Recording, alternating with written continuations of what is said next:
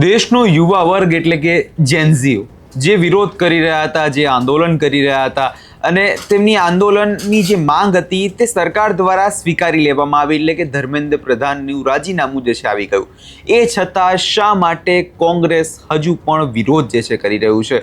શું આ વિરોધ રાજકીય રોટલા શેકવા માટે કરવામાં આવી રહ્યો છે? આવા તમામ સવાલો અત્યારે ચાલી રહ્યા છે. શું અને સમગ્ર મામલો તેના વિશે વિગતે ચર્ચા કરીએ. નમસ્કાર, આપ જોઈ રહ્યા છો નિર્ભય ન્યૂઝ. હું છું આપની સાથે પ્રથમ મોદી.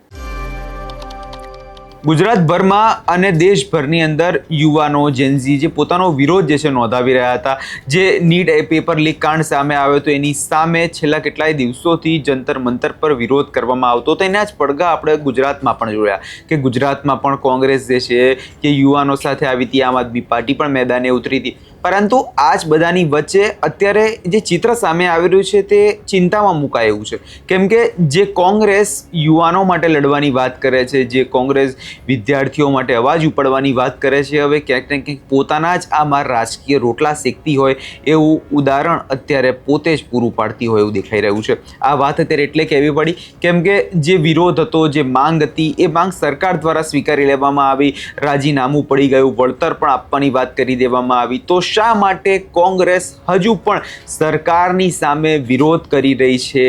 એ સવાલ અત્યારે લોકો પૂછી રહ્યા છે. સૌ પહેલા જ્યારે કોંગ્રેસના નેતાઓ કાલે રાત્રે આ વિરોધ પ્રદર્શન કરતા હતા એ દ્રશ્યો પર નજર કરેલી અને એ બાદ સાંભળીએ કોંગ્રેસ નેતાનું આ વિષયમાં શું કહેવું છે. અમિત પટેલ, જુનાગઢ જિલ્લા કોંગ્રેસ પ્રમુખ. જે રીતે દિલ્હીમાં યુવાનો અને વિદ્યાર્થીઓ પોતાનો હક માટેની લડાઈ કરી અને આજે આ અહંકારી સરકાર એમનો અહંકાર મૂકી અને શિક્ષણ પ્રધાનનું રાજીનામું લેવું પડ્યું, એમને ઝૂકવું પડ્યું. એ જ સૌથી મોટી લોકશાહીની જીત છે. અને આજે જુનાગઢ જિલ્લા મથકે જિલ્લા કોંગ્રેસ અને શહેર કોંગ્રેસ આયોજિત અમે સૌ લોકોએ વિક્ટોરિયા માર્ચ યોજી હતી. ત્યારે અમારા જે 3 મુદ્દાઓ છે એ મુદ્દાઓને લઈ ગાંધીજીની પ્રતિમા સુધી જ્યારે અમે લોકો ગયા ત્યારે મુખ્ય 3 મુદ્દાઓ કે વિદ્યાર્થીઓને શિક્ષણ મંત્રીનું રાજીનામું તો લઈ લીધું, પણ જે વિદ્યાર્થીઓએ આત્મહત્યા કરી છે, જેમણે પોતાના દીકરાને ગુમાવ્યો છે, એમને હજી ન્યાય નથી મળ્યો. અમારા સન્માનનીય રાહુલજીએ પૂરા દેશમાં છાત્રો કી ગૂંજ કાર્યક્રમ કરી અને છાત્રો અને યુવાનો આ દેશનું ભવિષ્ય છે અને એના માટેથી પૂરા દેશમાં લડાઈ કરી છે. ત્યારે મહત્વનો બીજો મુદ્દો કે આ દેશના યુવાનો ને જે લાઠીચાર્જ કરવામાં આવ્યો, એની ઉપર અત્યાચાર દમન ગુજારવામાં આવ્યું, એ તમામની વિરુદ્ધ જે કાર્યવાહી થવી જોઈએ એ કાર્યવાહી નથી કરવામાં આવી.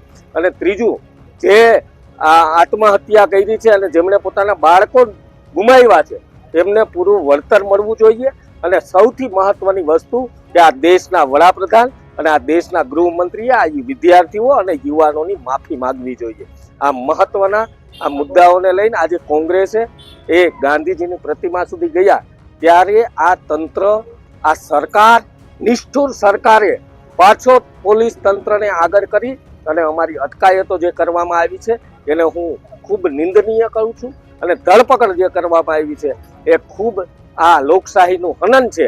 ત્યારે હું ચોક્કસપણે માનું છું કે આ દેશમાં લોકશાહી ટકાવવા માટે યુવાનોએ અને વિદ્યાર્થીઓની સાથે હંમેશા કોંગ્રેસ રહી છે અને રહેવાની.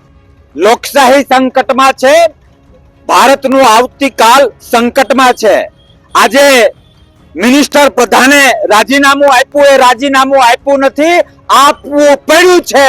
જેનજીની તાકાત છે અને એ તાકાતને બિરજાવવા માટે આજે અમે કોંગ્રેસના તમામ સૈનિકો જ્યારે એક વિનિંગ યાત્રા લઈને નીકળ્યા, એક મીણબત્તી લઈને નીકળ્યા, ત્યારે અમને ડિટેન કરવામાં આવે છે. વ્યક્તિગત હું મારી વાત કરું તો જન્મ દિવસને અમારે પોલીસ સ્ટેશનની અંદર કાઢવા પડે, પણ તમારા માધ્યમથી મારે મોદી સાહેબ અને ભાજપ સરકારને કહેવું છે કે તમારા દિવસો ભરાઈ ગયા છે, તમારો એન્ડ હવે નજીક છે.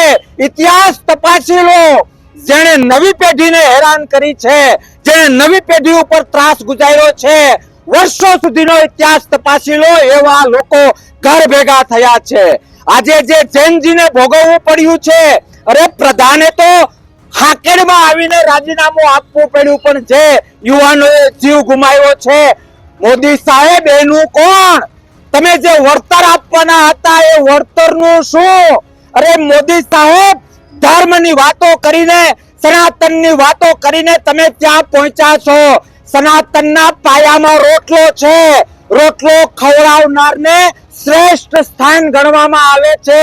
દિલ્હીમાં મારા જૈનજીને જે લોકોએ રોટલો ખવડાવ્યા, મોદી સાહેબ, એના પરિવારને પણ તમે હેરાન કર્યો છે. એક બાજુ તમે સનાતનને ક્રોસ કરો છો, એક બાજુ સનાતનને આ રીતે રોટલો ખવડાવનારને તોડો છો. તમારા પાપનો ગળો ભરાઈ ગયો છે. એક યુવાનનો અવાજ છે, એક કોંગ્રેસીનો યુવાન છે, એક કોંગ્રેસીના યુવાનનો અવાજ છે. દેશ પ્રેમી અને લોકશાહી પ્રેમનો અવાજ છે કે હવે હદ થઈ ગઈ. હવે ધર્મના નામે જે અધર્મ કરે છે, નીતિના નામે જે અનીતિ કરે છે, એને ઘર ભેગા થવાનો સમય આવી ગયો છે. ભાજપના દિવસો ભરાઈ ગયા છે. હવે માવતર પાર્ટી કોંગ્રેસ પાર્ટી કે જેને લોકશાહીની જનેતા છે, જે સાતબારની જનેતા છે, જે ભારતને એક અલગ આઈડેન્ટિટી આપી છે, એનો અવાજ બુલંદ કરશે. આ વાત મારી નથી, આ વાત દેશના એક યુવાનની છે, એક લોકશાહી પ્રેમીની છે. બસ છેલ્લે એટલું જ કહું કે મોદી સાહેબ, ન કરવાના ધંધા બહુ કરી લીધા. ભાજપ ન કરવાનું બહુ કરી લીધું. હવે જિજ્ઞા કરો, જિજ્ઞા. લોકશાહી પ્રેમી આવી રહ્યા છે, ભારતને ચાહનારો વર્ગ આવી રહ્યો છે. ભારત માતા કી. અહીંયા તમે જે રીતે કોંગ્રેસ નેતાને સાંભળ્યા અને તેમના દ્વારા વાત કહેવામાં આવી રહી છે કે અમારે યુવાનો માટે લડવાનું છે, કોકરોચ જનતા પાર્ટી દ્વારા ચલાવવામાં આવેલા આંદોલનને મળેલી જીત બાદ પણ કોંગ્રેસના નેતાઓ લડતના મૂડમાં જોવા મળી રહ્યા છે.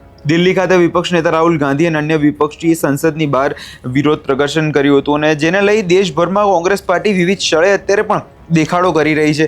આ કેન્ડલ માર્ચ મૃતક યુવાનોને શ્રદ્ધાંજલિ આપી તેને ન્યાય મળે તેવી માંગ કરી રહ્યા છે. એટલે આ જે માંગ જે છે કોંગ્રેસ દ્વારા કરવામાં આવી છે, એ માંગ હવે જે લોક સરકાર દ્વારા તો સ્વીકારી લેવામાં આવી છે, વળતર પણ આપી દેવામાં આવ્યું છે, રાજીનામું પણ આવી ગયું છે. પરંતુ આની અંદર ક્યાંક ને ક્યાંક કોંગ્રેસ જે છે એ હવે આ મુદ્દાને વધારે ચગાવવા માંગતી હોય, વધારે આ મુદ્દાને ખેંચવા માંગતી હોય એવું ચોક્કસપણે લાગે છે. કેમ કે ગુજરાતની અંદર કોંગ્રેસ પાસે જોવા જઈએ તો કંઈ ઘણા મુદ્દા બચ્યા નથી, પરંતુ આ મુદ્દાને કોંગ્રેસ વધારે ખેંચતી હોય અને એના નામે રાજકીય રોટલા શેકતી હોય એવું ચોક્કસપણે લાગે છે. તમને શું લાગે છે કમેન્ટ બોક્સમાં ચોક્કસથી જણાવજો અને અમારી ચેનલ નિર્ભય ન્યૂઝને લાઇક, શેર અને સબસ્ક્રાઇબ કરવાનું ભૂલશો નહીં.